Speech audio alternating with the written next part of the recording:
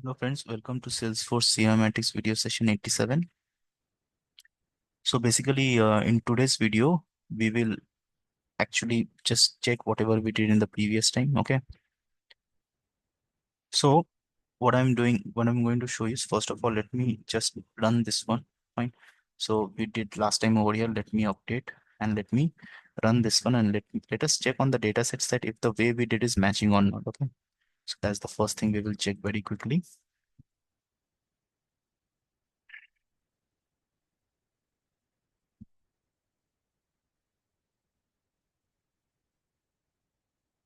Okay, this ran successfully. Now what I'm going to do is, I think I have saved it previously. That's not an issue.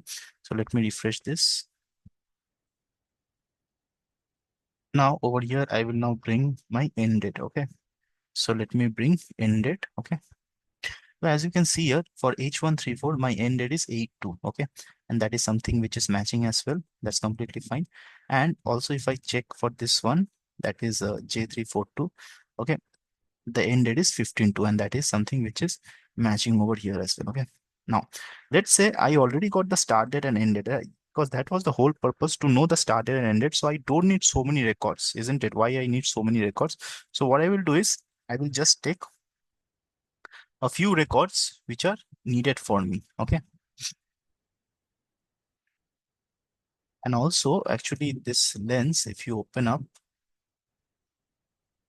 let's say I take the device code as this one. Okay. So you can see, you will also get to see the count of rows. For here, the count of reading, we have something called as sum of count of reading. Okay. So sum of count of reading doesn't make sense, which is fine. Maybe you can go for unique count of readings. Okay. So with unique count of readings, which we also get by count of rows, that's fine. We get to see what are the count for each rows. Okay. Anyways, that's fine. That's not an issue. Okay. Now let's understand the next part of it. So here I want to basically right now, let's say filter. Okay. Filter, how to write it? Filter, uh, let's name it as filter. Okay. What I will do is, basically, if I got the started and ended, I just need these two rows, for example. Okay. I don't need any other rows. Fine. Then how I can do it? Fine. So here what I will do is I will go over here and I will just add a new field once again, which is filter. So let me write it out to filter one record, filter one record of each device code. Okay. Having proper start date and end date. Okay. So this is the whole description, just to help you understand, like, we don't need all many records. We just need one record to know the start date and end date. Okay. Because that was the whole purpose. Okay. So I will go for this SQL expression. Now, what I will do is I see my date as 8/2. Okay. So what I will write is, if my current date, okay, if it is less than first date, right? So everywhere, if you see, your current date is always less than the first date, right? Your current date is always less than first date. So I will write the expression something like this. This is just to show you how we deal with case when. Okay. Few more examples. Case when my current, okay. So in data flow, of course, you always have to deal with epoch. So let's say I take the day part into consideration. Okay. You can take the day part into consideration. That's fine. So whenever, like from 1970, how many days have passed for this, we are checking that. Okay. That's completely fine. So date underscore, if my current date is less than, okay, let's say my first. So we have this function called first. Okay.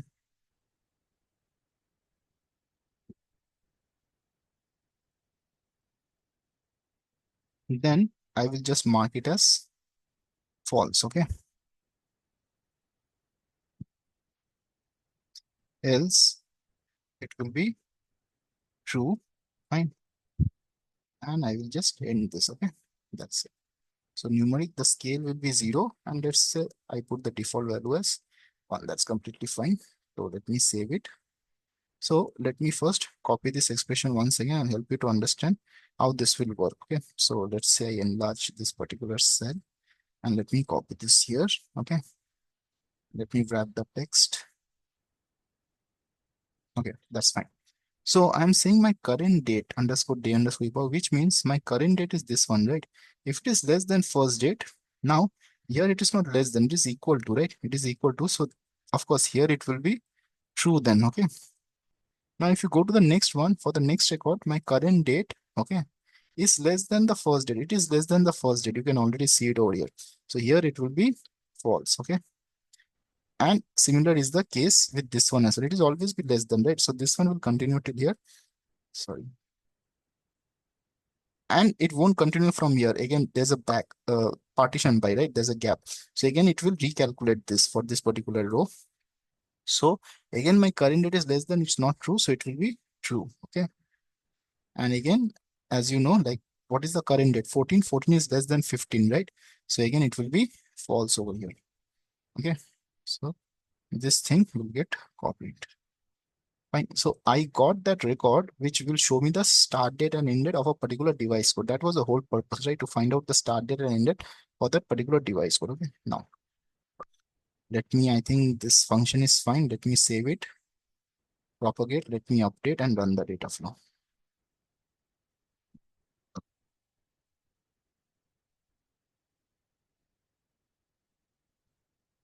Okay, showing fail. Now let's check what's the error. Error parsing SQL function doesn't have a type definition. Current. Okay. I think I have misspelled it. So this will be CURR. Okay. CURRENT less than first date. Okay. Now this is fine. Let me update and let me run and also let me make the, that's why it is CURRENT. Okay. That's fine. Not an issue. Okay. It's again showing fail. Now let's see what's the error. Something went wrong while executing the indet. Produce value for field must be numeric got true type string. Okay, fine. This is actually type string. So this will be not numeric. This will be text. Fine. Text, we don't value bother much about these things. Okay, so now let me click on save. Let me update. Let me run the data flow.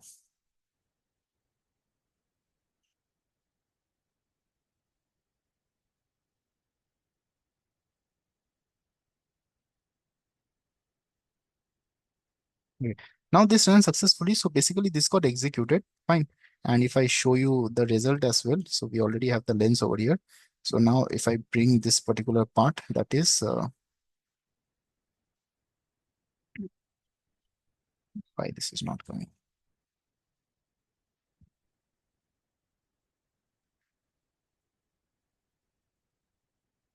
Yeah, this is the filter. Okay. So as you can see here, like for H134, I only have one true, which is giving me the proper start date and end date. Okay. And similar will be the case with the second code. So what I will do is I will put a filter right now. We already learned about this filter. Okay. Filter each record for each device code. Okay. Let me write something like that. Okay.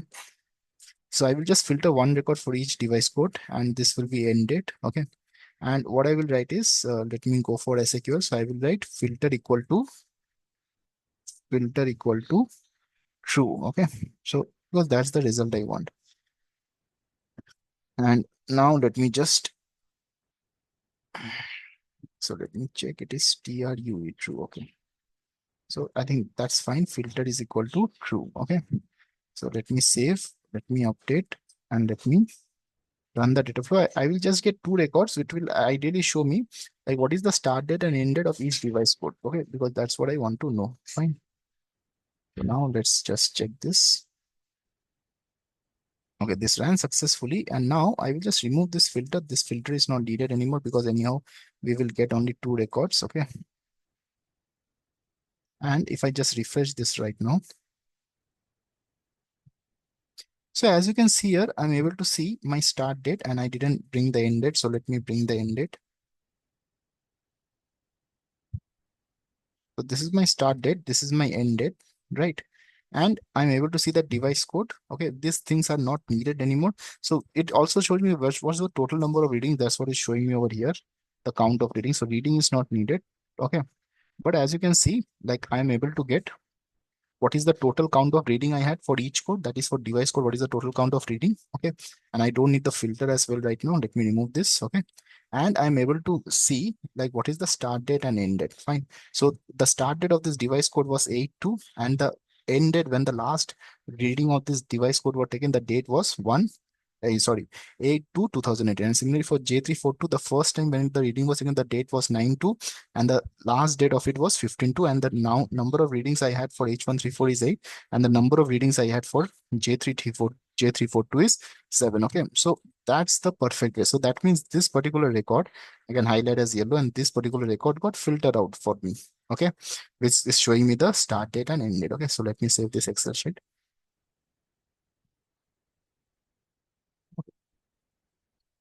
So that's the whole thing about this compute relative note. So if I brush you up, firstly, what I did, I just had a normal Excel sheet, which is a meter reading data, and you can just actually copy this manually. It will hardly take 2 to 3 minutes, nothing much.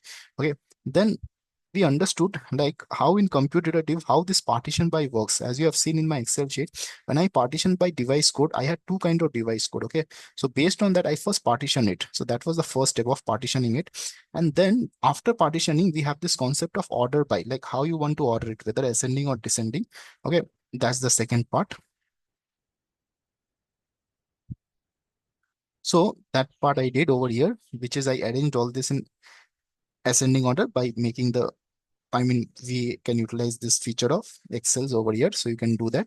And after that, for each, I am calculating the start date. I have derived this new field called start date.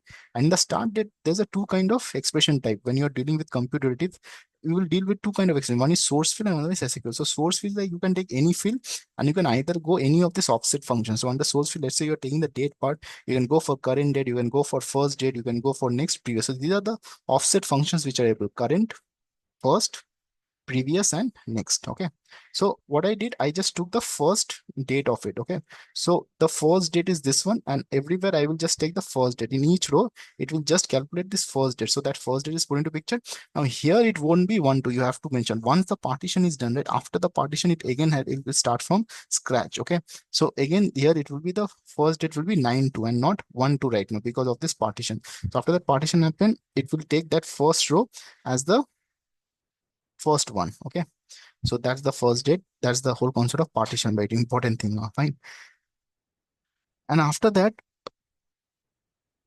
I just also calculated one more field, count of readings, where I showed you the second expression. One is the source field, which is fine. We are dealing with the source field. But another one is execute expression. In the execute expression, you can write the previous, next, first, this kind of functions you can write, something which you won't do in compute expression. So I was just checking if my previous count of reading is null, then I'm putting this value as 1. And when my previous count of reading is more than 0, then it will be whatever is the previous count of reading, I will just add +1. That's it. Okay. So that's what got this count of reading. Okay. Now, once that was done, what I did, I had taken one more compute relative, and that's why I created one more sheet for you. Okay. In my Excel. So over here, I'm calculating the end date. Fine. So ended, what I'm doing, I again partition by device code, but this time in descending order. And that's what I did. Like up till here, if you see, it was in ascending order, right? This particular date. Now, when I came over here, the first thing I did is I actually made it descending order. That was the first step, isn't it? I made it in descending order. So after making it in descending order, okay, so up till here we already calculated. Then we had the end date where I'm just taking the first of date once again. Why I'm taking the first of date? Because if you see here, if I, because this is in descending order, if I take the first of it, will mark it as 8/2. And again, since there's a particular partition over here, it will now take 15/2 of this one. That is the first date, and that's how it's continuing. So I got the first date and end date. And what I'm saying is, just because I need to know the first date, I applied one filter over here where I'm saying that if my current date is less than first date, then make it as false, else true. And that's what we did. And we filtered out two records. Where, yeah. So that's it. Hope you got a complete picture of what is compute relative note. And yeah, please definitely do like, share, and subscribe. Let's meet very soon in our next video.